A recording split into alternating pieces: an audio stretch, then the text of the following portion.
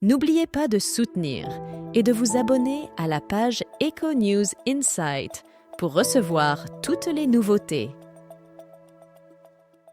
C'est avec tristesse que nous avons appris le décès de Gérard Collomb, ancien maire de Lyon et président du Grand Lyon devenu métropole, ainsi que ministre de l'Intérieur et parlementaire. Il nous a quittés à l'âge de 76 ans, le samedi 25 novembre 2023, porté par un cancer de l'estomac, comme l'a annoncé Lyon Mag.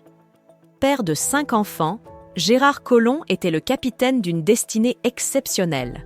Il avait partagé publiquement sa lutte contre la maladie le 16 septembre 2022 sur son compte X, ancien Twitter, déclaré qu'il affronterait cette épreuve avec la même détermination qu'il avait mise au service de Lyon et de notre métropole lorsqu'il était maire et président.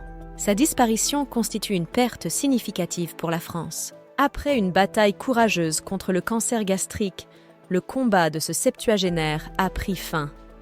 Il était largement reconnu par de nombreux Français pour son dévouement envers Lyon, une ville qui occupait une place particulière dans son cœur. Commencé en tant que professeur agrégé de lettres classiques, sa notoriété a grandi auprès des habitants de la ville qu'il chérissait tant lorsqu'il a entamé sa carrière politique. Son parcours a débuté au conseil municipal en 1977, où, initialement perçu comme un outsider par ses pairs, il a fini par devenir maire du 9e arrondissement de Lyon après 20 années de carrière. Son affiliation au Parti socialiste en 1981 lui a ouvert les portes du Parlement en tant que député de la 2e circonscription du Rhône, une période marquée par 2 défaites contre Bernadette Isaac-Sibille.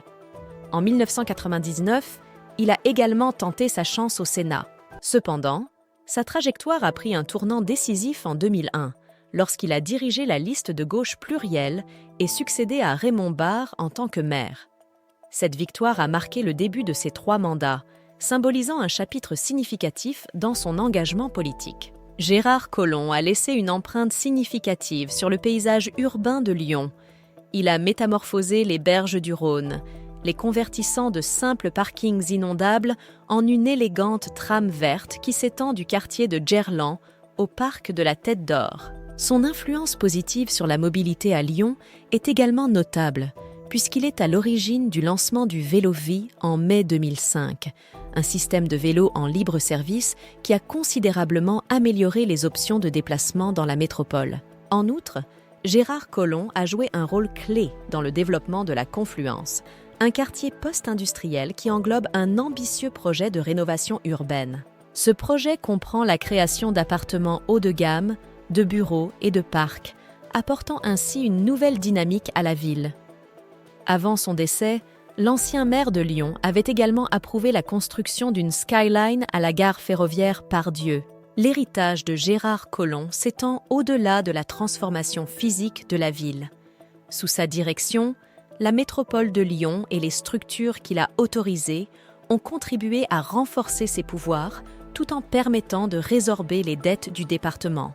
Son engagement envers le développement urbain et la gestion efficace des ressources a laissé une marque indélébile sur la métropole lyonnaise. Ministre de l'Intérieur sous la présidence d'Emmanuel Macron de 2017 à 2018, Gérard Collomb a marqué un tournant dans sa carrière politique avec la promulgation de sa loi sur l'immigration, signalant ainsi la rupture avec son engagement socialiste. Après une année de service au niveau national, il a fait le choix de retourner à Lyon, craignant de perdre sa prise sur l'agglomération. En 2020, les élections métropolitaines ont vu la défaite de Gérard Collomb face aux écologistes. Ce même scénario s'est répété aux élections municipales, où il soutenait la candidature de Yann Kucherat. Malgré les critiques acerbes suscitées par certaines de ses décisions, les Lyonnais reconnaissent l'engagement de leur ancien maire envers la commune. Dans une certaine mesure, son parcours rappelle celui d'Édouard Herriot, qui fut maire de Lyon de 1945 à 1957 et qui demeure une figure emblématique de la Troisième République.